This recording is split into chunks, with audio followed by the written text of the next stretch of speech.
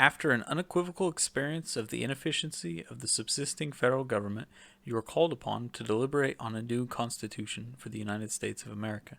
The subject speaks its own importance, comprehending in its consequences nothing less than the existence of the Union, the safety and welfare of the parts of which it is composed, the fate of an empire, in many respects the most interesting in the world. It has been frequently remarked that it seems to have been reserved to the people of this country, by their conduct and example, to decide the important question, whether societies of men are really capable or not of establishing good government from reflection and choice, or whether they are forever destined to depend for their political constitutions on accident and force. If there be any truth in the remark, the crisis at which we are arrived may with propriety be regarded as the era in which that decision is to be made, and a wrong election of the part we shall act may, in this view, deserve to be considered as the general misfortune of mankind. This idea will add the inducements of philanthropy to those of patriotism, to heighten the solicitude which all considerate and good men must feel for the event.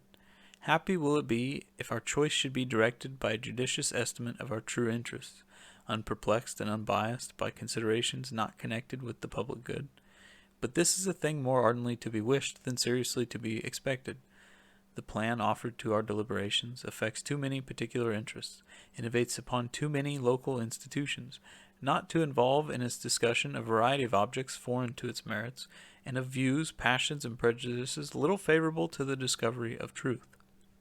Among the most formidable of the obstacles which the new Constitution will have to encounter may readily be distinguished the obvious interests of a certain class of men in every state to resist all changes which may hazard a diminution of the power, emolument, and consequence of the offices they hold under the state establishments,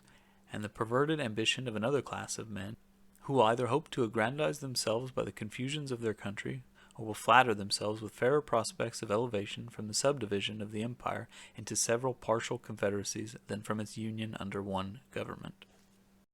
It is not, however, my design to dwell upon the observations of this nature. I am well aware that it would be disingenuous to resolve indiscriminately the opposition of any set of men, merely because their situations might subject them to suspicion, into interested or ambitious views.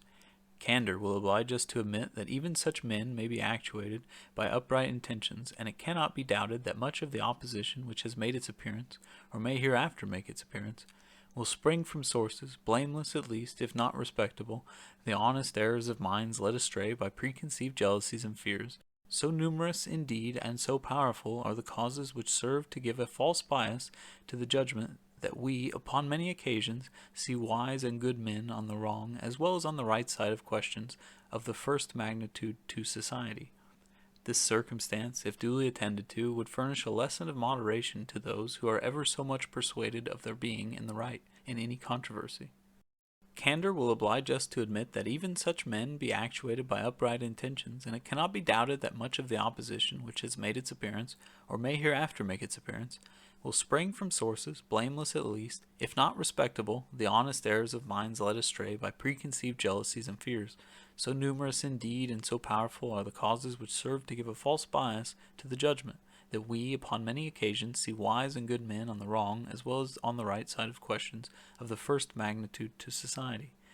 This circumstance, if duly attended to, would furnish a lesson of moderation to those who are ever so much persuaded of their being in the right in any controversy. And a further reason for caution in this respect might be drawn from the reflection that we are not always sure that those who advocate the truth are influenced by purer principles than their antagonists.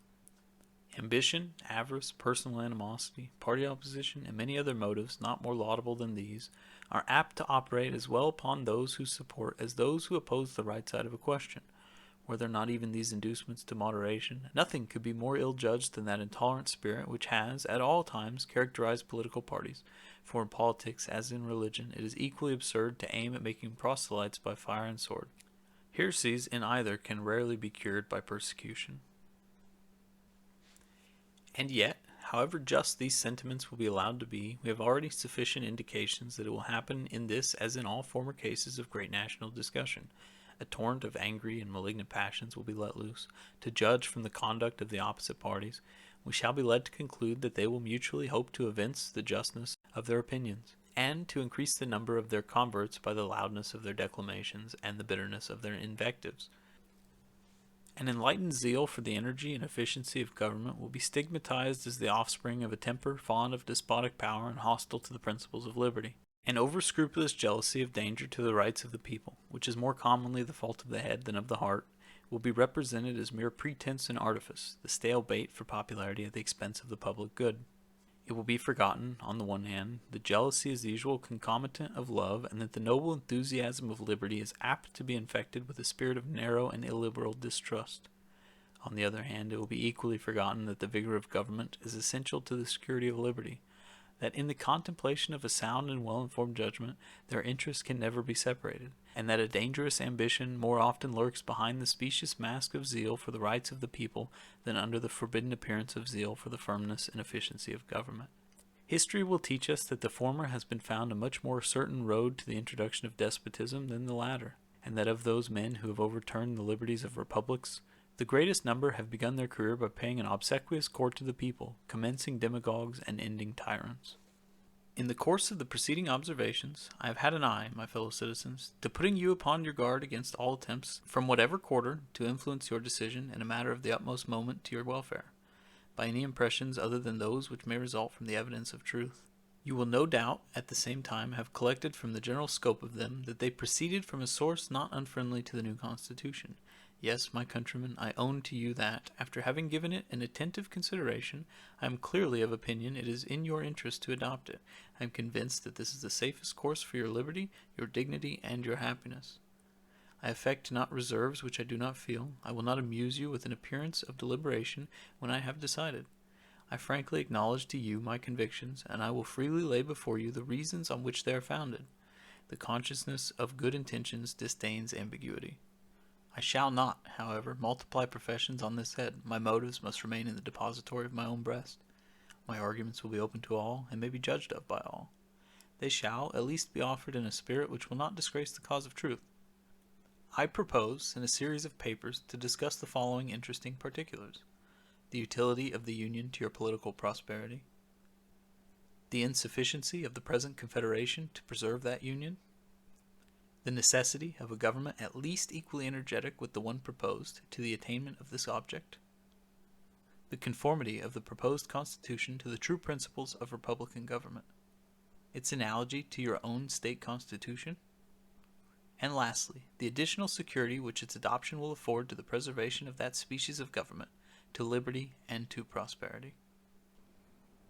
In the progress of this discussion, I shall endeavor to give a satisfactory answer to all the objections which shall have made their appearance that may seem to have any claim to your attention.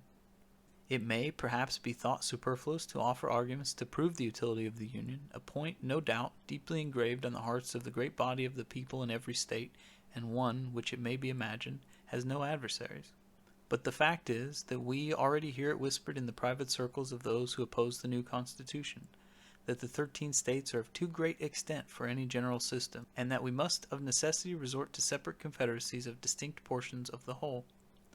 This doctrine will, in all probability, be gradually propagated till it has votaries enough to countenance an open avowal of it, for nothing can be more evident to those who are able to take an enlarged view of the subject than the alternative of an adoption of the new Constitution or a dismemberment of the Union. It will therefore be of use to begin by examining the advantages of that Union, the certain evils, and the probable dangers to which every state will be exposed from its dissolution. This shall accordingly constitute the subject of my next address. Publius.